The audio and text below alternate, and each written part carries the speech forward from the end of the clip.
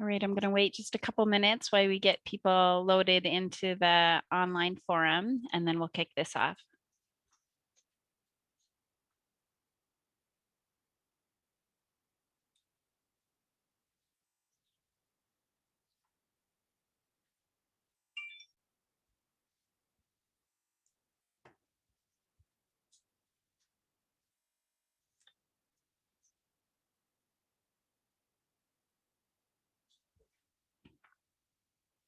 All right, we'll get going here. Good afternoon, everybody. I'm Kathleen O'Leary. I'm the Deputy Commissioner here at the Montana Department of Labor and Industry. I want to thank you for joining us today.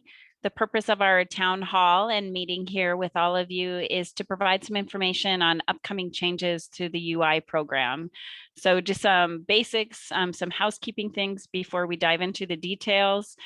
These town halls are recorded. I'll look Kylie's Johnny on the spot there. She's got the link to where you can find it. Go back and refer to it later, or encourage any of your friends and family that may also be interested in the information to jump back in there and take a look at the recording. Shortly, it'll be placed on there shortly after we're done today. Just a legal disclaimer, we're required to say that information provided in this presentation will provide some legal information, which is not the same as legal advice, which is the application of law to a specific circumstance. So we do our best to provide neutral information that is accurate and useful, while at the same time recommending that you consult legal advice to ensure your interpretation is appropriate to your particular situation. So again, the purpose of the town hall today is to provide information to UI claimants regarding changes that Montana is making to the federal pandemic-related UI programs. About 14 months ago, Montana started seeing the impact on our workforce related to the pandemic. In April, we saw our high of the year, which was about 11.9% unemployment rate. And since then implemented about 8 different programs, COVID-related programs that distributed benefits to Montanans on UI and PUA, distributing over $1.4 billion, I think is where we're at right now. But our most recent release of the unemployment data showed that Montana is sitting at about 3.9% unemployment. Compared that to the nation, the average is about 6.1% with the rest of the country. So we're sitting at a pretty good place with our unemployment rate. If you couple that with the fact that we are been able to distribute the COVID vaccine well, and the fact that employers are really struggling to get employees back and to grow their operations and recover from the pandemic, Governor Gianforte announced on May 4th that Montana would be ending the COVID-related UI programs. So that will be happening June 26th. So we are here today to talk about what that means for all of you, what you need to be aware of, things that you should be doing or preparing, and hopefully answering the many questions that you're probably having right now. There is a chat box there that I encourage you to use. We have a group of people working behind the scenes that are answering those questions. You will not be able to see the questions that are entered in the chat box just because of the particular online forum that we're using. But I do encourage you to put your questions in there. We do have a script that we will probably be sticking to fairly close, just so we cover all of the information that we want to share with you today. But if there are some questions that I see that we can pick up and answer, we'll do that. If there are some questions that we do not know the answer to, we will do our best to get that information and place it on the website as well following this town hall, so you can access it there. One thing that I want to caveat with the chat box, please do not put your own personal information related to your own claims. We will not be answering information related specific to a person's situation. We actually can't because of confidentiality regulations. So please, the purpose of this town hall is general questions, general information, and it can't be related specifically to anyone's personal situation. So with that, we've got a whole panel of subject matter experts. They've been working hard, not just this last year, but prior to the last year, getting all of the your claims filed and your benefits distributed. We're going to dive in. I probably will skip introductions. There's so many of them, or I'll let them introduce themselves as they jump in. Paul, if you want to start, do you want to give us a general description of what the pandemic-related programs are that we're going to be talking about today? Absolutely. Thank you, Kathleen, and good afternoon, Montana. So we're talking about the suite of federal unemployment compensation related to COVID that has been in place since about March or April of last year. But as Kathleen stated, Montana has opted out of these programs, and the big date to circle on the calendar is week ending June 26th, 2021. So the programs that will be ending, the first one is the FPUC, or Federal Pandemic Unemployment Compensation. That's the additional $300 that everybody who's eligible for a week of benefits will see. It's placed on addition to your weekly benefit amount if you're on regular UI or PUA. But so that will be the last week of eligibility for the $300 FPUC, Federal Pandemic Unemployment Compensation. The next program that's sunsetting on the 26th is the PUA program, Pandemic Unemployment Assistance. And that's for people who are gig workers, self-employed. They don't work in traditional, what we would call covered employment, where you're an employee of a company getting a paycheck. So that program's last week of eligibility will be the 26th as well of June. Another one is PEUC, which is Pandemic Emergency Unemployment Compensation. That's for people on regular UI who have run out of benefits on their regular UI claim. They're exhausted, and what that is additional weeks of benefits on a regular UI claim.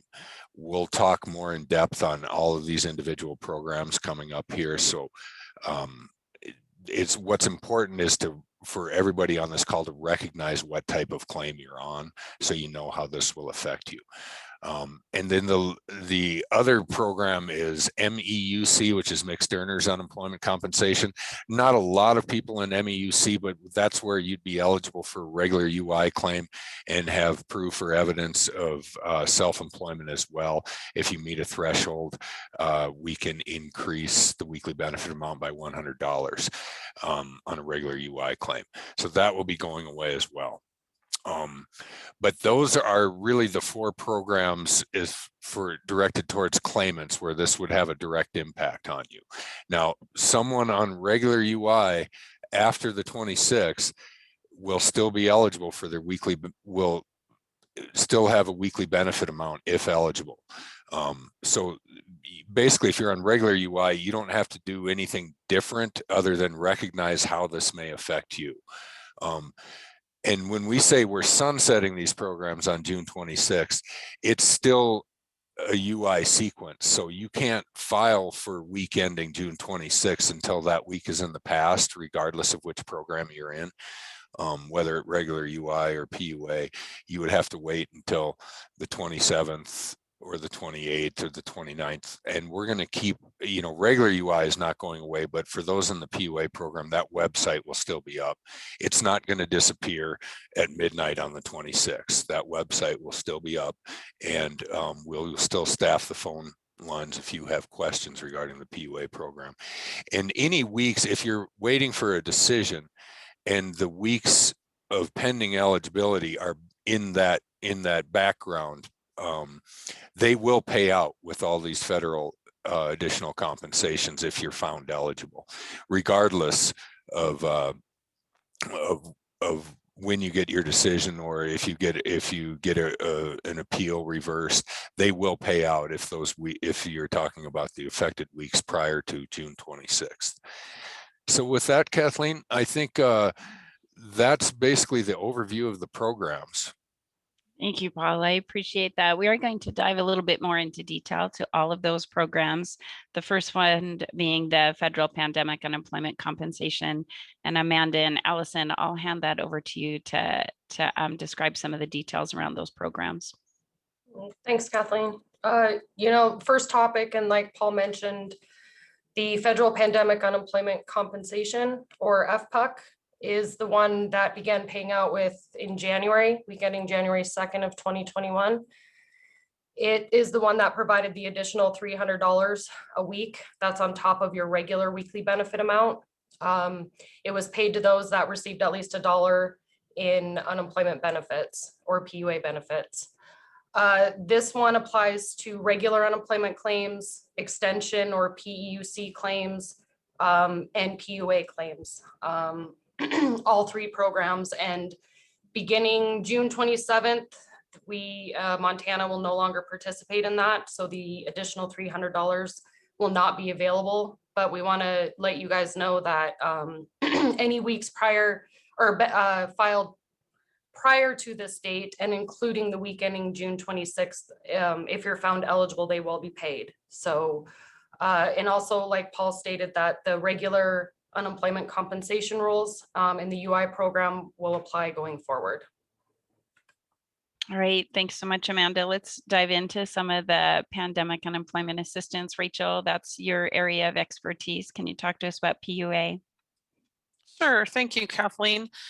Yes, the Pandemic Unemployment Assistance Program, as Paul kind of alluded to, is for those individuals who weren't able to be covered by the regular unemployment insurance program, including those who are self-employed, those not eligible for regular UI benefits, and those who had some kind of employment impacted as the result of the COVID-19 pandemic. Again, these benefits beginning June 27th, the state of Montana will no longer be participating with the PUA program. Any weeks filed prior to that and including that week ending June 26, 2021 will be paid if you are found eligible. In addition, as Amanda indicated, the federal pandemic unemployment compensation, or the extra $300 that was added on to those benefits for PUA, that is ending as well. All right, thank you, Rachel. And just a reminder to everyone that both Amanda and Rachel alluded to this, but if you are waiting for payment and you are found eligible, even after these programs end, they will pay out. So if that is a decision you're waiting for, those will be paid out if you're found eligible. All right, Amanda and Allison, back to you on pandemic employment, PEUC, sorry. Thank you, Kathleen. So I'm going to talk to you guys about pandemic emergency unemployment compensation. This was the extension provided by the federal government from the unemployment insurance claim that added additional weeks for you to file. If you had exhausted your UI claim or were not eligible on a new UI claim under certain criteria. This will be ending June 27th as well. It will go benefit payments filed for weeks up to and including the week ending June 26th will be paid under this program. And as Kathleen said, if you're pending eligibility on these weeks, those weeks will be paid if you're found eligible once the eligibility is determined. So you don't need to worry about that. And again, this is for claimants who've exhausted their UI benefits, but needed to continue to file for additional weeks. And after that, regular unemployment compensation rules will apply going forward. So if you have a UI claim, you'll potentially go back on it. You will be able to file new UI claims once your old one has expired and things like that. Great, thanks so much, Allison. Do you also want to dive into MEUC, or is Amanda taking care of that? No, you guys are going to hear from me on the next few. So MEUC is the Mixed Earners Unemployment Compensation Program. And this will be ending June 27th, 2021 as well. This provided an extra $100 per week for individuals who were eligible on regular unemployment insurance benefits, but also earned at least $5,000 in self-employment net income in the most recent taxable year. And this was presented when you were filing for you to request to be considered for this program.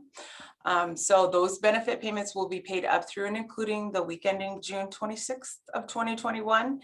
And as with all the other programs, if your eligibility is pending and you are found eligible, we will pay those weeks as they should have been paid up through June 26th. All right, thanks so much, Allison. Let's see, what do we do following the week of the 26th? What does that look like? So if we could move to the next slide for me real quick. Filing for the week of June 26th. You'll file as normal after the weekends. Remember, the week ending, you have to let the weekend before you can request payment in any of the programs. When you're requesting payment not last week for FPUC, PEUC, PUA, or MEUC programs, you don't have to do anything different with filing your request for payment. You'll do everything as normal when you go online or file it via mail or however you are choosing to file. The week will be issued if you are eligible in the normal way. The other weeks you requested payment have been issued, and you don't need to change anything or do anything differently. It's a normal week as it was in the past. You just need to go on and file and request the payment for it. All right, thanks so much, Allison. You were also going to touch on the dashboard. Abby, can you move us to, I think, slide 8 or the next slide here, please, Abby? Here we go. Allison, do you want to touch on the information people can find on this? I will. Perfect. So this is the MontanaWorks dashboard where a lot of you filed your claims, where a lot of you are filing your request for payment. Once you log in using your username and password, this is what you're presented with. You're going to want to go into the claim information tile, the Access Unemployment Claim Services. And then if you'll go to the next slide for me, Abby, please. And then that's your claim information right there. So your individual information, of course, will have your first and last name, your individual ID number. It will have your claim effective date, which is on this one is 5/30. Your claim end date, which is 5/28/2022. That's your full benefit year. The date that you actually filed the claim, which is the claim filing date, because we always go back to the Sunday of the week where you filed your claim. And then your program is unemployment insurance. So that's the program you're under. This individual does not have an overpayment at this time. And then, so this individuals on the unemployment insurance program. It's a normal UI claim, as we call them, or a regular UI claim. So if Abby will click to the next slide for me. Now, as you can see on this one, the claimant is under the Pandemic Extended Unemployment Compensation Program, or PEUC. So on this claimant, on this screen on the dashboard, this program will be ending June 26, 2021, as it shows you up above under claim end date. The claim end date is correct on these. If you would go back to the other slide one more time, Abby. To this one or the next one? Oh, no, one more. There we go. On this one, this is your unemployment insurance claim, your regular claim. And as you can see, the claim end year date is 5/28/2022. So all this information can be found on the claimant on the dashboard on MontanaWorks where you've logged in.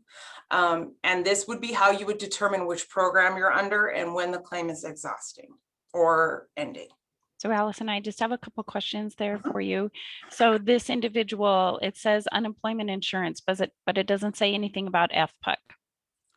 FPUC was given to anyone who received at least $1 of unemployment insurance. So if you were on unemployment insurance or pandemic extended, the PEUC claim or the PUA claim, you were given $1. That is still expiring June 26th of 2021. That's not actually its own program.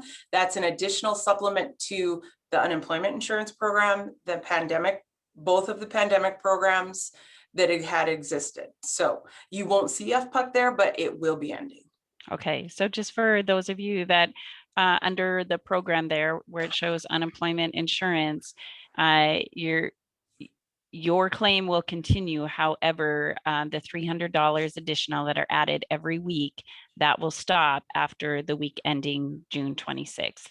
And Abby, would you go to the next slide, please? So do you want to just touch on this again? The claim ending date here is June 26th, even though people might have additional weeks left. Do you want to touch on that a little bit, Allison?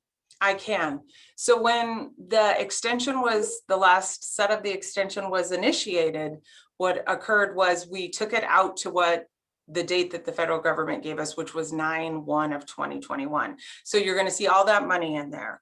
But that's not accurate because of the fact that the state has chosen to opt out of the program. So the claim end date, 6/26 of 2021, is the more accurate of the information there. So you do want to focus on that.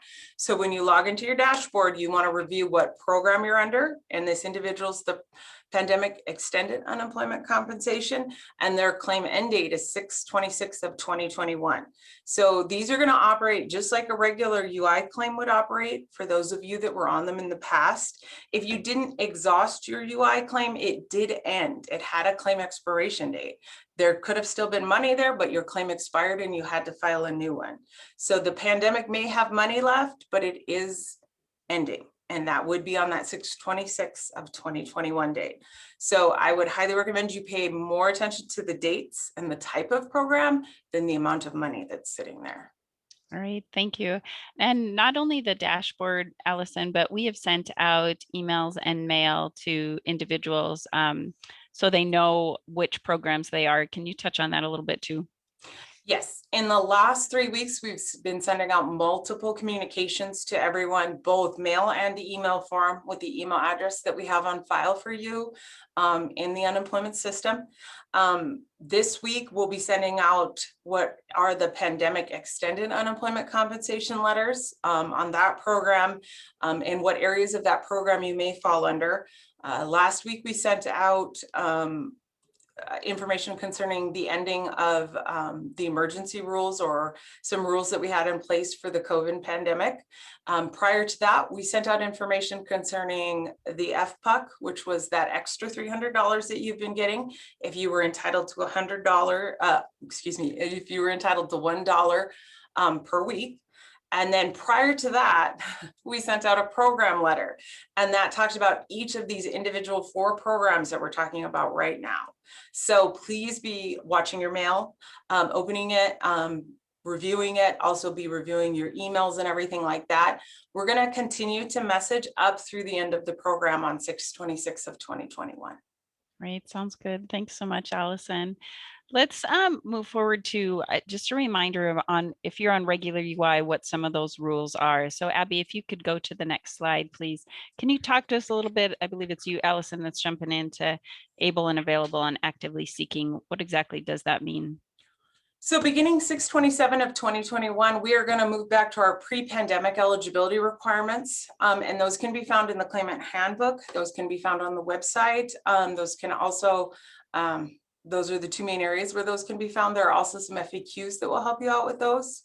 And this is just as a reminder, claimants are required to conduct that weekly work search and report it to us on your weekly payment request, unless the department has notified you otherwise. So, but on those pre-pandemic eligibility requirements, we're going to begin looking again at able and available, and why you're not able and available, why you are able and available, and those kind of things. So those issues, we had a rule in place that we had a hearing on last week that was 24/11/478 under the administrative rules of Montana.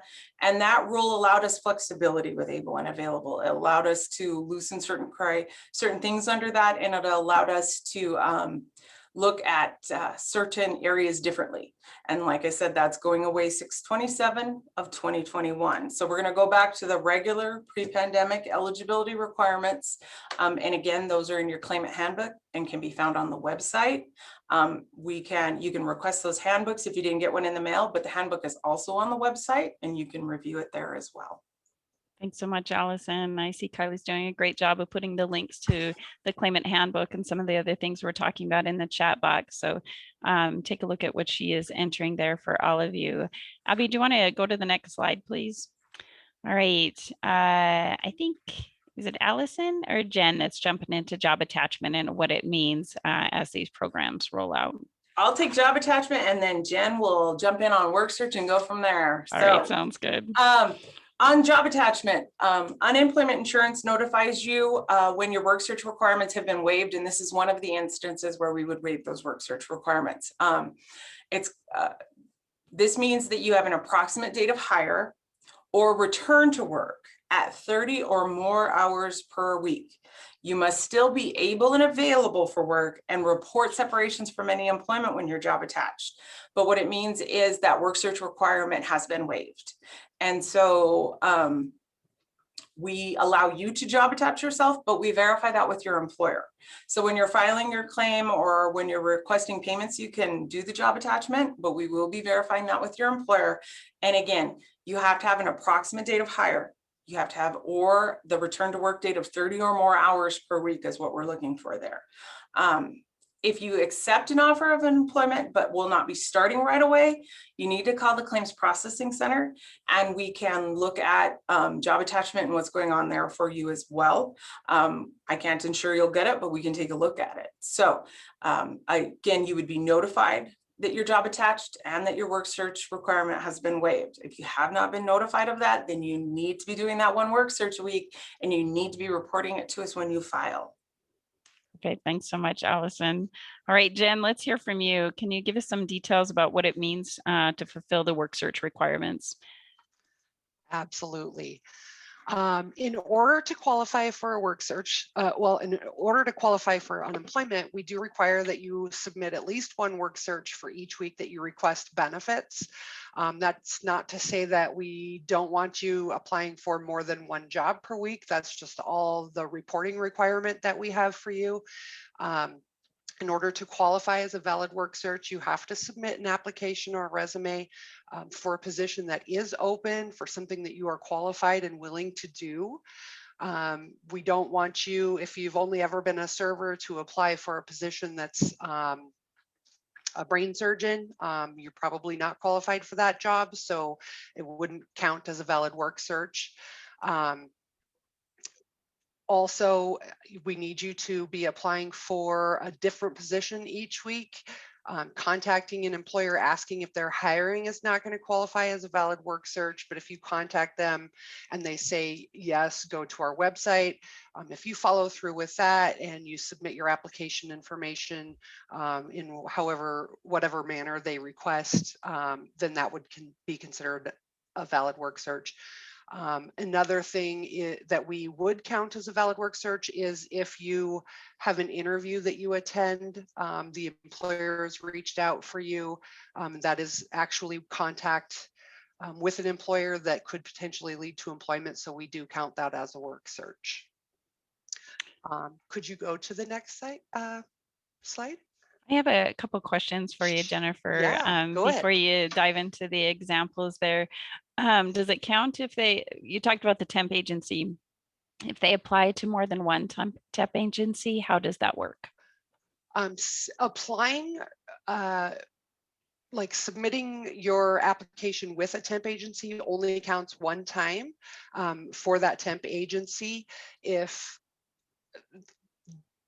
that will only count as one work search. So if you are submitting your information, we're considering the temp agency to be the employer, not each individual job that they could potentially get for you. Now that will be different if you are declining work from temp agencies. That's a whole different thing. But as far as work searches go,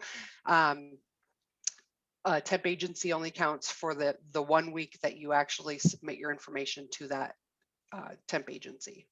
Perfect. What about first interviews and second interviews? If you get a second interview or a callback for a second interview and complete that, does that fulfill the work search requirement?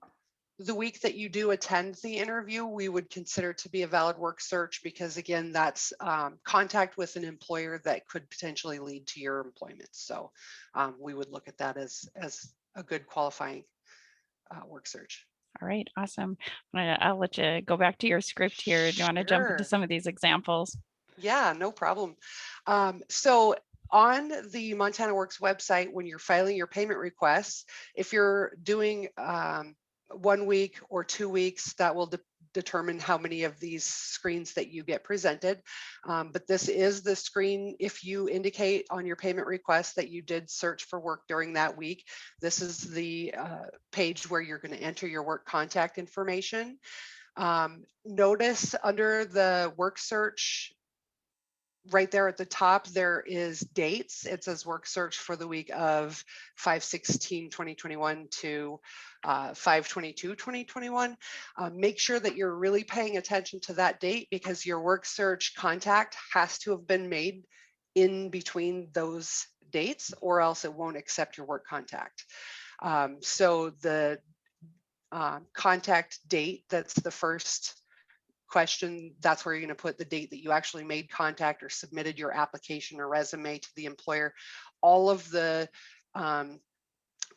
questions there that have asterisks are required fields. It will not let you move forward from this screen if you do not have an answer in each one of those responses. As you can see, we require the date you made the application, the business name, the city and state of the work location, and a phone number is required, even though sometimes those are hard to come by. If you apply online, if you're on their website or whatever, get their phone number for their main office or HR if you can, put that information in there, that will suffice. We also require the position that you applied for, the method that you applied, and the result of the application. A lot of times the result is simply that you just haven't heard back yet. That's an acceptable response. If you have been asked for an interview, that would be an acceptable response, so on and so forth. Additionally, you'll see that there's an email address line and a URL line. Those are for you to provide the information to us if you apply through an email. Give us the email address that you sent that to. If you apply through a website, give us the web address, the URL for that. If you physically went into the location and you turned in your application, obviously we're not going to need an email or a URL. That's why those are not required fields. Whatever way is going to be easiest for us to verify those, because the work searches do get randomly verified as well. Once you've completed that page, you can hit that save and continue.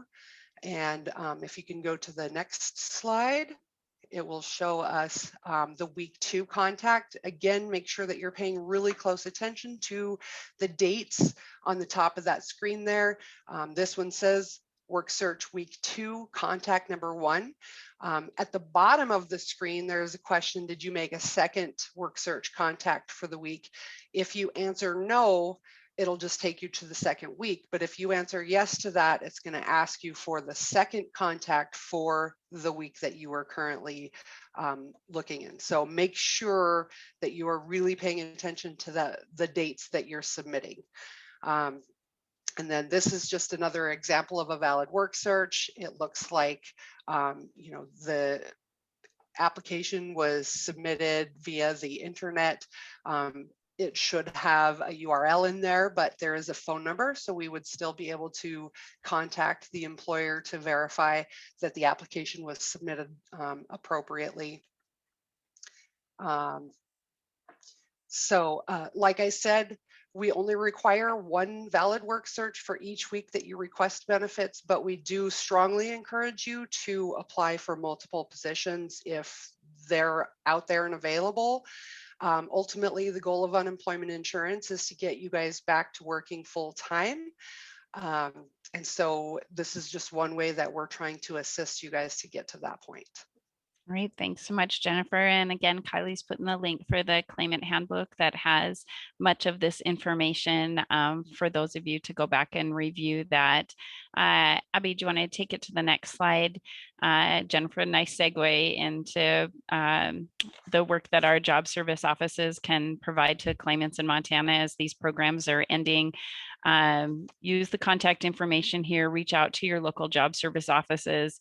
They are in contact with employers. There are a lot of employers that are looking to fill empty and vacant positions.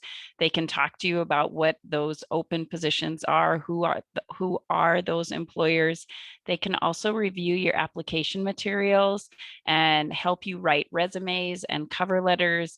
They can also help you prep for any interviews that might be coming up.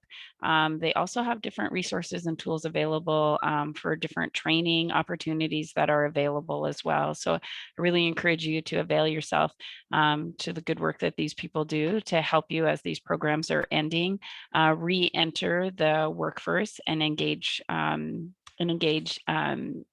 as these programs are ending. We do have a little bit of information on the return to work. Shannon, I'm going to pull you in here real quick. The return to work initiative is separate from the UI program. So I just want to touch on it a little bit. So you're aware that it's out there, and then return back to the UI questions that we're seeing go through the chat box and touch on some of those. So Shannon, if you're out there, do you want to touch on what the return to work bonus is and how does it work? The return to work bonus is for individuals who are going back into the workforce. They must have started work on or after May 4th of 2021 and find that employment and work 4 consecutive weeks by October 31st of 2021. They apply for it on our website and then send in either email or fax in 4 consecutive weeks of pay stubs. And then they go through the processing to see whether or not they are eligible.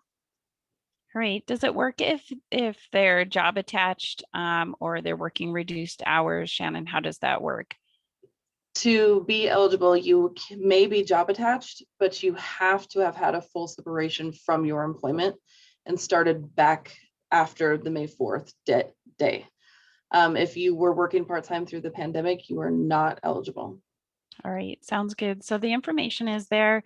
If you have additional questions, I encourage you to email there. Shannon can help you specifically for your individual situation and walk you through the steps of the return to work bonus initiative. Thanks so much, Shannon. All right, troops, thanks for the overview and the details. I'm going to dive into just some of the many questions that we're getting. The first one I think I'm going to send to you, Allison. So again, what do people do the week following the 26th if they're on a COVID UI program, if it's a COVID program? So the first thing you're going to do after the 26th passes us by, if you are still wanting to request payment, you need to do that payment request on 6/27 or after in the system. It's still going to present you with the ability to file that week. So that's the first thing you're going to want to do is request payment for that week and see if you're eligible to receive payment for that week. Then while you're in there, you're going to want to review that claimant dashboard, or probably prior to even filing that payment, review that claimant dashboard and see what program you're on. That's going to also help you know what's coming in the future concerning what's going on with your claim. If you're on the pandemic, the PEUC, the extension that's stopping totally after the 26th, or if you're on that regular UI claim, and what will be stopping is the $300. So again, your best case is to sometime in the next week go in and see what program you're on to help you plan and help you know what's going on. And then after the 26th, June 27th, and there forward, request the payment. And as I said, you don't need to do anything differently. It's going to process as normal. It's going to go through as normal as long as you're eligible. If there's eligibility questions, we're going to call and talk to you about that. But it's just a normal weekly filing for you. There's nothing special you need to do. So what about Allison, those claimants out there that are on PEUC and it is just ending? How do they know when they would be eligible for like a regular UI, or what do they do? Can they just file? What does it look like? You're going to want to go back on that dashboard again and take a look there and access your UI claim and see if it will provide you with the end date. If it won't, we have sent out information in the mail to you concerning your monetary determination, and that tells you when your claim year ends, when your claim was filed. And so the dashboard or any of the information we've sent you will let you know when you can file again. We try to make that very evident to you. Again, claims are good for 52 weeks. They're good for 1 year, but you may not have 52 weeks worth of benefits. It's only 28 weeks maximum on an unemployment claim in Montana. So on your monetary determination, we tell you when you can file again. On your final pay notice that you got when you exhausted the UI claim, we tell you when your benefit year expires. So we do try to provide that date to you in multiple different areas. Okay, so take a look at the information that's being provided in the mail, but also on the dashboard as well. All right, Jen, I'm going to throw one your way. If a claimant hasn't received their payments by June 26th or the week following June 26th, will they be retroactively paid their benefits? Can you talk to us a little bit about how that's going to work? Yes, if an individual has issues that are pending on their claim, as long as the weeks had been requested prior to 6/26, we are still going to process all adjudication as normal. And then if it's determined that those weeks are eligible, then payments would go out retroactively for those weeks. The programs are ending beginning 6/27. So any weeks after that, they would no longer apply. Okay, all right, sounds good.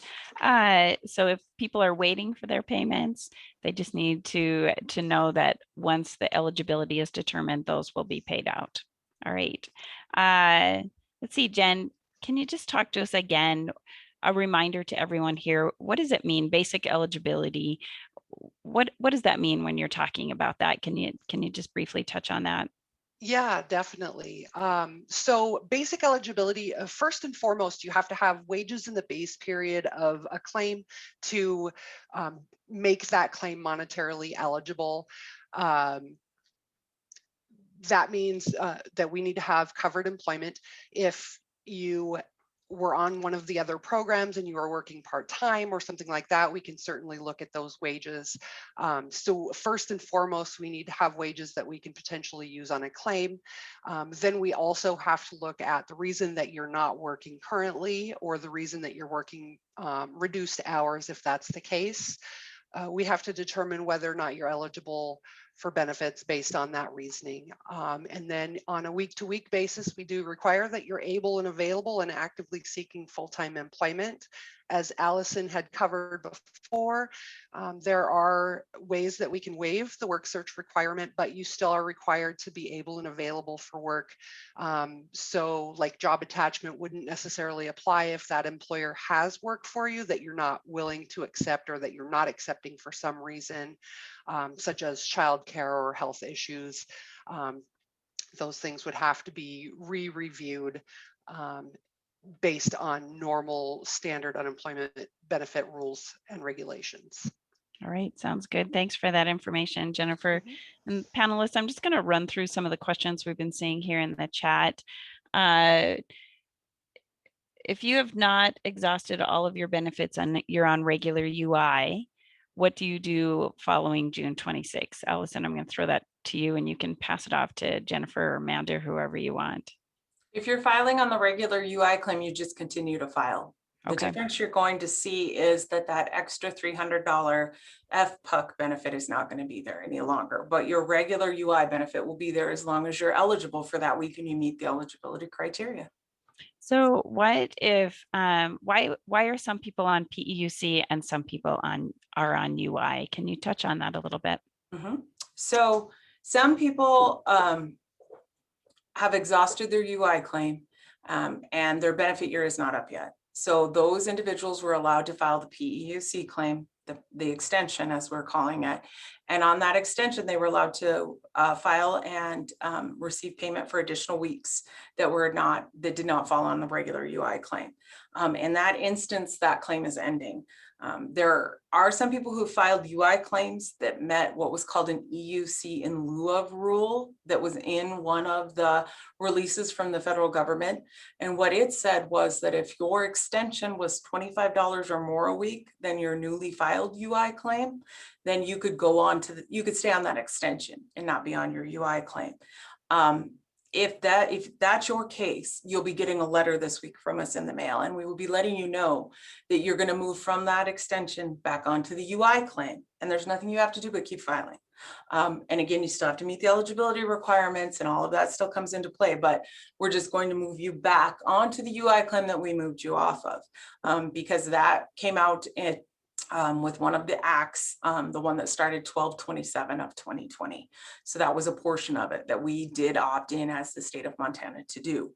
Other reasons why you might be on an extension is there's a certain disqualification on your UI claim called the double dip, which means you haven't gone back to work since you filed you haven't gone. I'm going to throw that one to Amanda is who I'm going to throw that one to. Right, Amanda, you want to pick that up? She's way better at that one than I am. So yeah, a couple things on those. So if you are on a PEUC claim and you have not worked since last year, which some have, some haven't, the system, you'll get a letter advising that you don't have enough money to requalify on your new claim. So you get a notice saying, hey, unless you went back to work since the pandemic started, you will not qualify on this claim.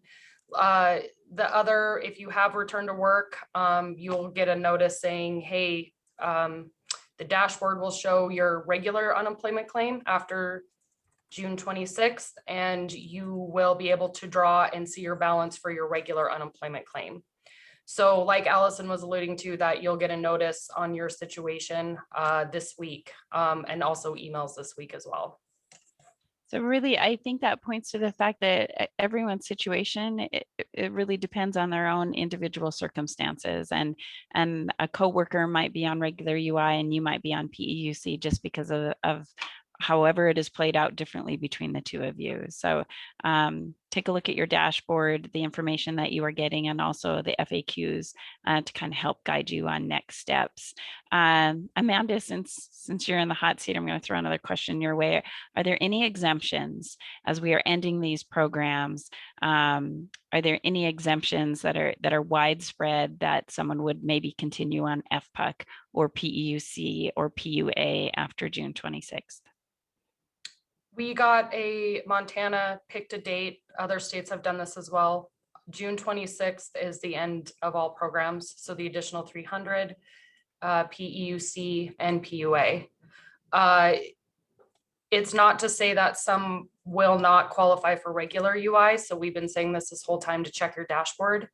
But those three, including MEUC, the additional 100, have a hard date and a hard line of June 26th ending. Great, thank you. Yeah, so no exemptions.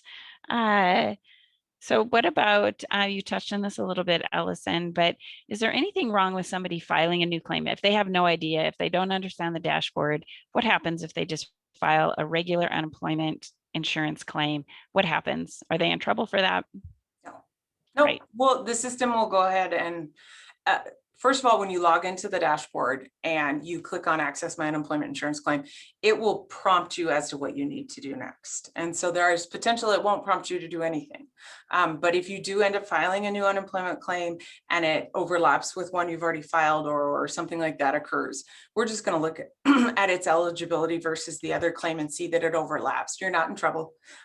We're not going to come after you or anything like that. We're just going to, that claim is just not going to go away, and we're going to wait until you're eligible, your benefit year on your claim ends, and then we'll file another one and see what we can do then. All right, sounds good. Thank you for that. Jennifer, I'm going to throw a question your way on work search. There was a question about if recruitment events apply. How do those work when and in the work search requirements? Excuse me. If you're attending a recruitment event, if you actually provide your contact information to somebody with hiring authority, we could potentially look at using that as a valid work search, as long as you have collected the appropriate information that's going to be required for your reporting purposes. If you are just going and meeting and greeting people and you're not actually providing a resume or application or anything like that, that would probably not be considered a valid work search. Right, sounds good. Thank you for that. Rachel, I'm going to throw some questions your way about PUA. So PUA is ending. For those individuals who are on there, is there anything for them that are next steps? I'm sorry, can you hear me? My computer just froze there. Yeah, mine froze a little bit too. Okay, sorry. Yeah. Technical difficulties. Yeah, so I'm just wondering about PUA. What is their options, those who are on PUA, for regular unemployment insurance? Can you walk us through that?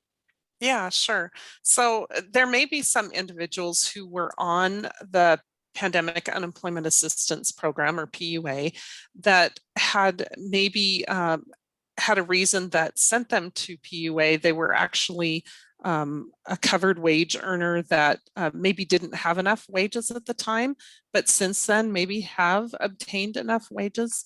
So as Allison and Amanda had indicated, I think Jen as well, if they would please go to the MontanaWorks site and certainly apply for the claim and see if their eligibility does exist.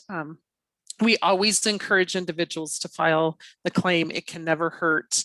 That allows us to review that and determine if you might be eligible for a regular UI claim now that some of the pandemic circumstances have lifted and individuals have returned to work in a limited capacity.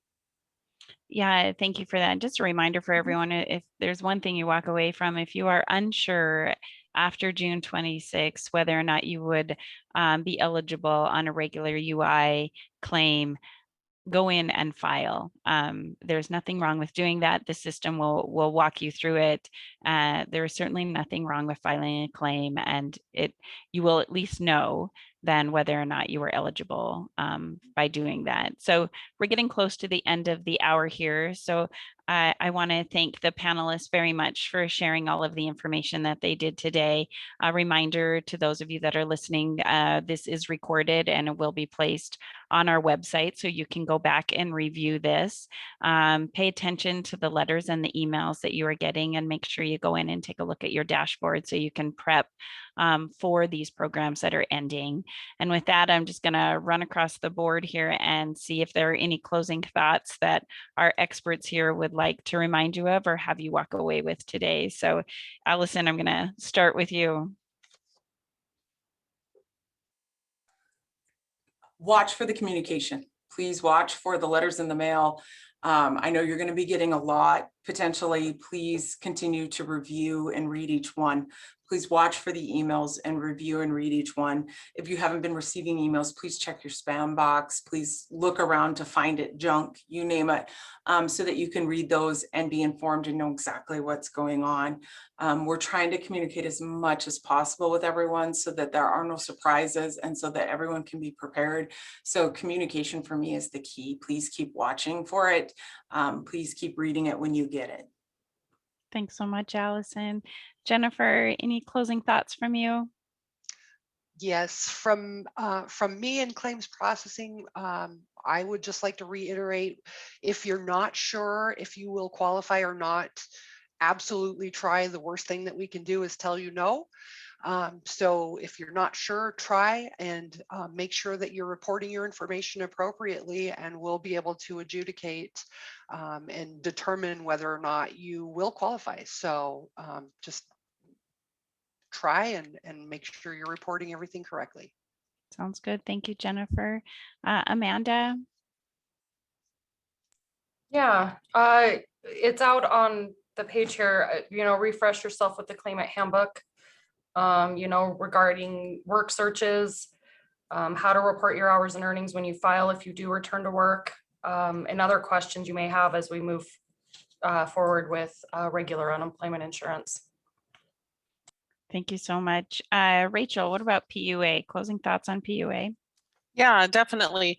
I just want to let people know that we have been messaging with regard to PUA, but don't panic if the date of the 26th comes up and you still have a question. Our PUA call center will be staffed with individuals who can assist with any questions that you have. Again, reiteration that if you have a question, if you might be eligible, please file that claim and see if you are eligible for regular unemployment benefits. And then also, I guess, as one last parting thing, and not only just for PUA, but regular are the PEUC programs and regular programs. If you're wanting to request that week of the 26th, please don't forget to request the week so that we can determine eligibility, and that if you're eligible for that week, that you do get paid for the last week of that program. Yeah, that's a great reminder. Thanks so much, Rachel. Paul, closing thoughts from you? Thanks, Kathleen. I'd first like to acknowledge some of the citizens on this chat who have thanked the staff on this call for their incredible amount. The work they've done this past year is nothing short of amazing to me. And I'd just like to thank the citizens who gave them a shout out, because these guys have really been through the ringer. I think it's all been said, but the one thing I would also mention is someone earlier was talking about access to 444-2545. that's always an issue at unemployment insurance when we're dealing with this kind of workload. I want to let you know, please, there's a lot of speed dial apps out there right now. People are downloading on smartphones, and those are the bane of any call center because it allows one individual to, machine gun in 300 calls a minute.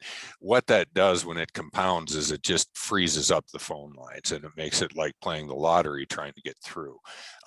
We do have access on 444-2545. There are peaks and valleys, obviously. Like Monday morning, very busy because a lot of people have questions about the last week.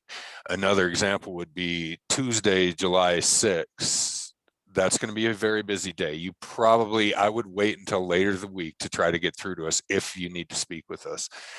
Afternoons seem to be loosening up. There, Wednesdays or Thursdays in the afternoon, that's a good time to try to get through to us. But I just want to let you know, Amanda's crew, they've answered so many calls off that. I mean, they pound the phones as much as they can. You have to please understand they also have to adjudicate claims and perform investigations and figure out charging and which claim we're on. So there's other work in claims processing besides just answering phones. But we are here to help. We know, and that's why we can't just give this information over a website, is because it is very complex. Each claim is unique, and you need an expert to be able to dive through that with you and answer your questions. So we've never been able, we want to be there for Montana. We want to be responsive, and I want you all to know that. I know it seems like we're hard to get through to. We are hard to get through to, but there's a reason we need to talk to you and you need to talk to us. So if you can find general eligibility questions in the handbook or on websites, that's great. There's your answer. If you have a unique question regarding a specific issue on your claim, I would recommend please call that number like every 5 minutes. Don't do speed dial apps. And it's just become part of the problem. It compounds our access issues. But with that, it's been said, anybody has a right to file a UI claim. We'll determine the eligibility. So if it post June 26, if you're wondering where you stand, like they said, you can always file a claim, and we'll be here to help any way we can. And I want to thank you for your time today, Montana. Thank you so much, Paul. Just a reminder to all of you, as these programs are ending, please reach out to our job service. We're located across the state. They can help you in all kinds of steps along the way to re-engage with employers. It is hard to go back into the workforce. They are professionals in those offices that can help you with some of the anxiety that comes around that. So please reach out to them as these programs are ending and you're going back out there and working with new employers. We realize that this is a stressful time for everybody. And as we're trying to work with you in our UI division, we are also trying to provide those services in the workforce services division as well.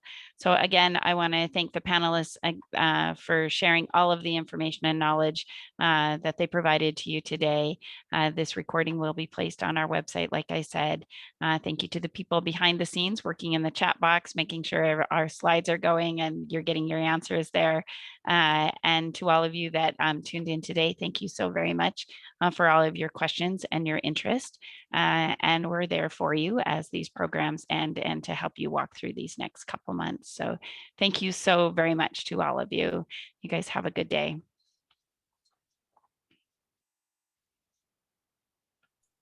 Thank you all.